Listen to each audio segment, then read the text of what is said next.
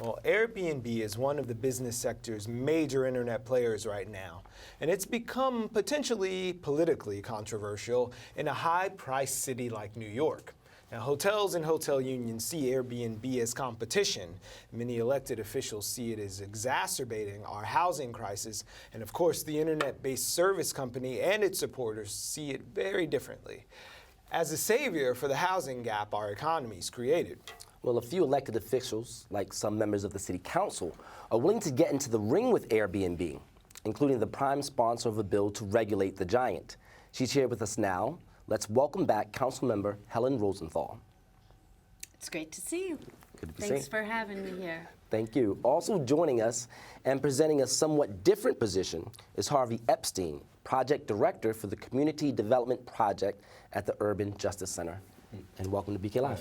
Thank you. So we want to say at the outset that we've been ongoingly talking with the folks at Airbnb, and they decided at the last minute that they couldn't make today happen for them. Take that as you may. We're not editorializing. I would have but enjoyed the chance to hear their perspective. We've opened a dialogue with them, and maybe they'll come on in the future. But why are the Airbnb people scared of you? Oh, they have no need to be. As soon as they, Airbnb were encouraging their guests to follow the law. And if they made sure that their guests were following the law, they would have nothing to worry about, right? According to the 2010 multiple dwelling law, which was passed by the state, you can rent out your home as like a hotel room. You can rent out your home. You just have to be there, right? So if you want to sleep on the couch and rent out your room for a little extra cash, totally legal. If you're in a freestanding home or there's just one other family that lives there, totally legal, right? But let's say that you live in a building with lots of apartments and you rent out your home and you leave for the night.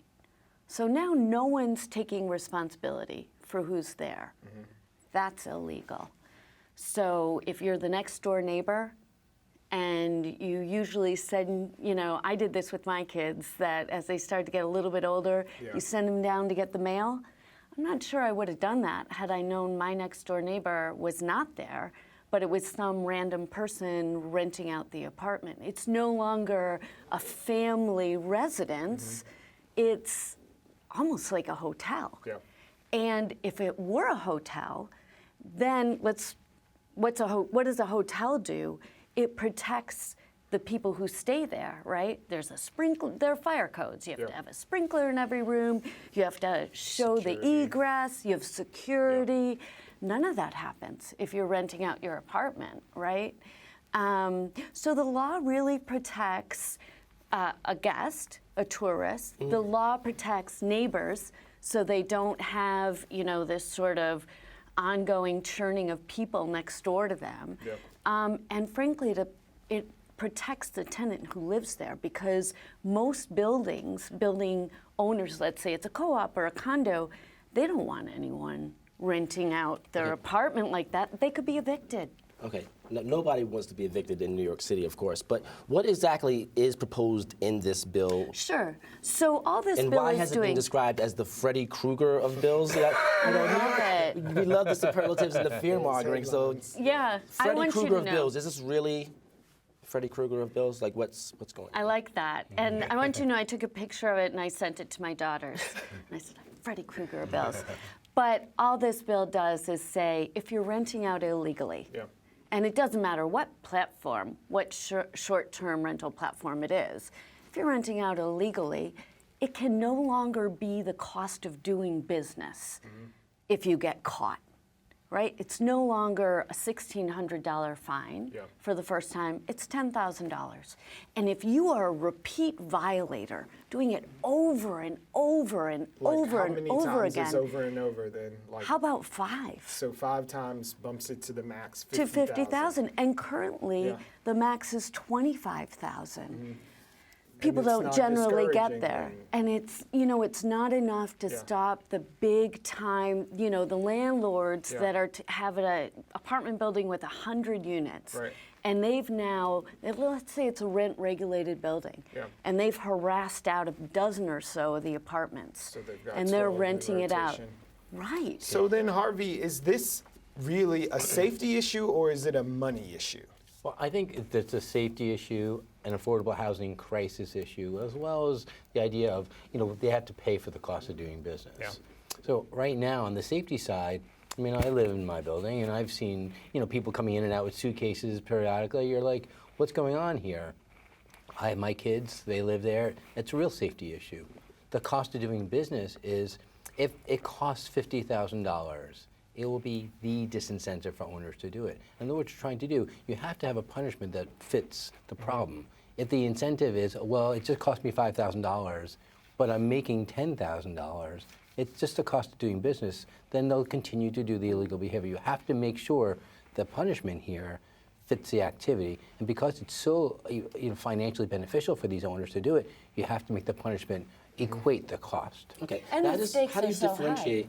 Well, the stakes are high for all parties involved. But how do you differentiate between an owner who's a bad actor and somebody who, quite frankly, may have lost their job or their financial situation may have changed recently, there's and that they old use this lady. as a platform to subsequent their income? And the income, we already know, the rent is really, really high in New York City. But they live there. So I have a 2-bedroom apartment or a 1-bedroom, and I'm going to sleep on the couch, and I'm going to, because I need the money, I'm still there. That's not illegal. So for those individuals who are living in their apartments and staying in those apartments, this law won't apply to them. We're talking about the people.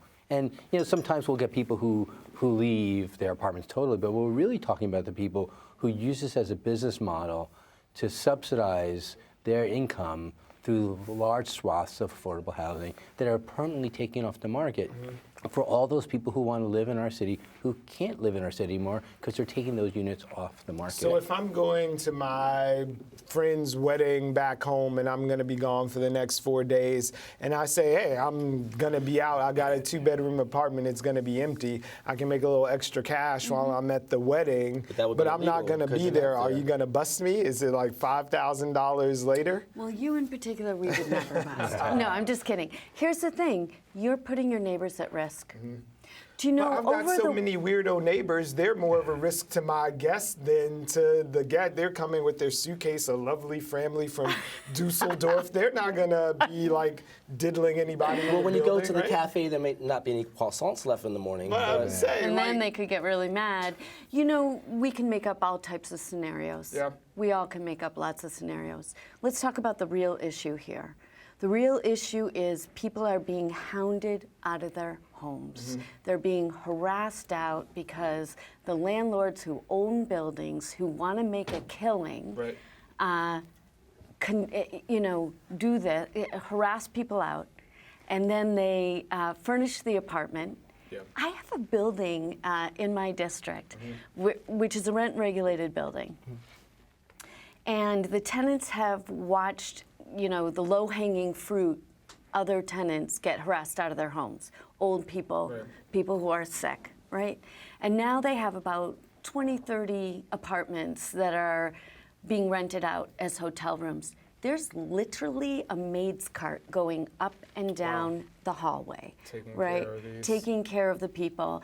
And it's complete strangers who now have a key to their front door. So why don't we go after those people specifically? Because I saw in some of the language, and maybe Jumani Williams, who's the chair of housing, Sure. said, we're not trying to get Brooklynites and people who are trying to make it, like Aaron was pointing Yeah. out. If you're like that lady in the Airbnb ads who makes great pancakes and her son have a room that they're renting out. But why not just make it plain and state you're going after those people instead of making such an all-encompassing thing that's going to maybe Right. tie up the courts and leave things to the judge's discretion when we can say, if you're doing this in rent-regulated apartments, no. Here's where I would have loved had Airbnb come to join us. All they need to do is be open and upfront with their own data about who's renting out on their website. Gotcha.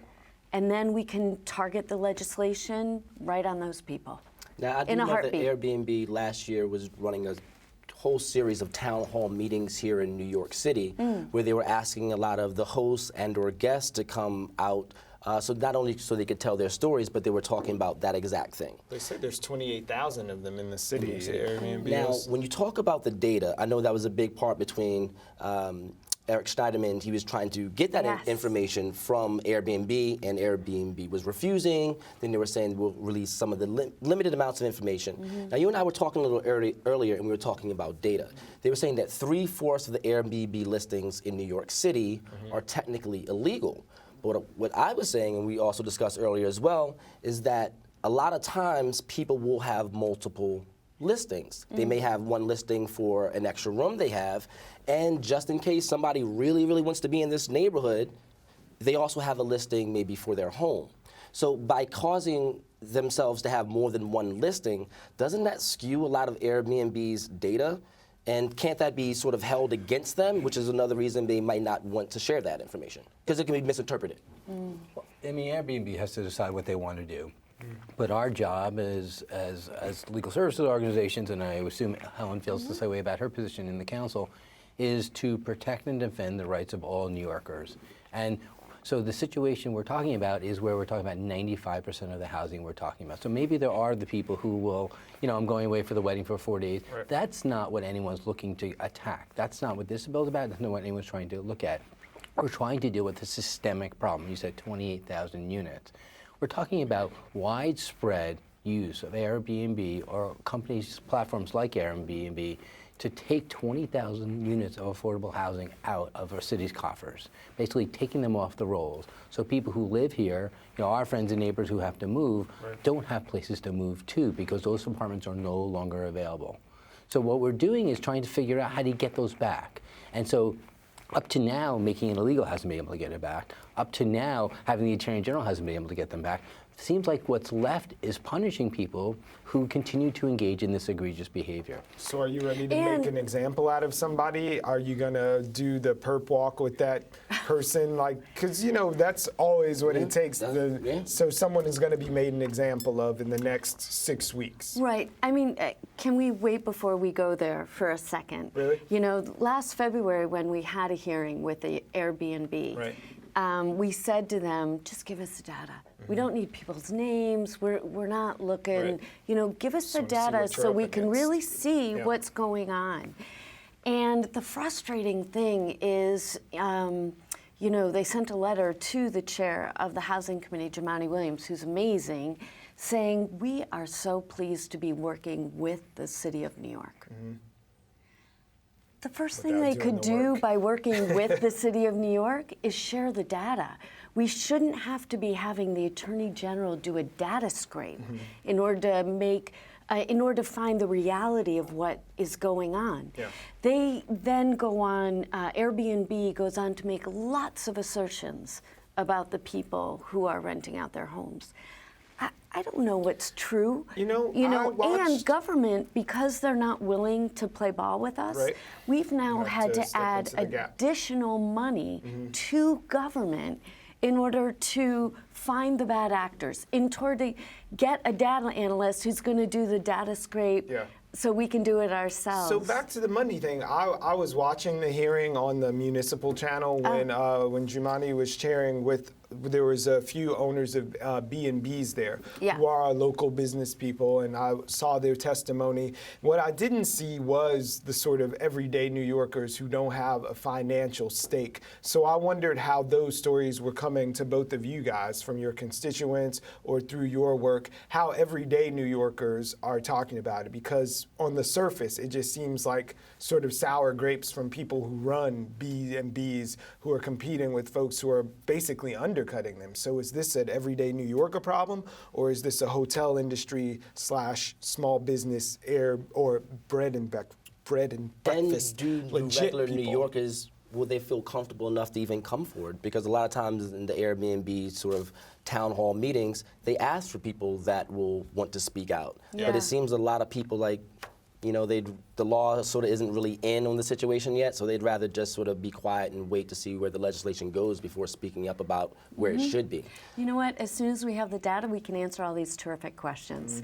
But for now, all I have to go on as a council member is the fact that 2/3 of the people who come into my office looking for help are people who are being harassed out of their homes, out of their rent-regulated homes. So I get 2,000 complaints a Is this year. just Airbnb? You know, rent-regulated apartments have been a problem in New York City since I've been here. So Right.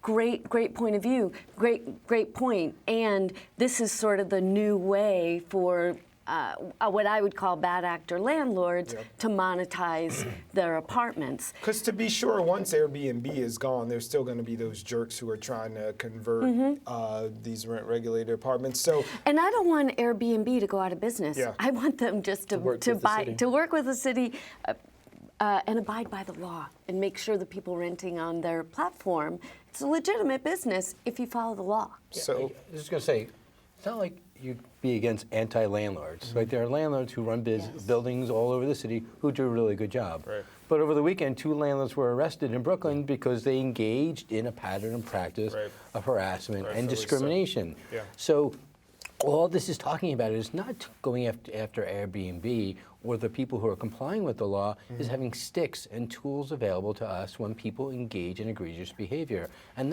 there aren't the sticks there aren't the tools there, and that's all this is talking about. all or the carrots. data. Well, we can talk about this all day, and I'm sure the conversation will continue. But we want to thank you both for joining us. Thank you for having us do it on. again. Great to see you.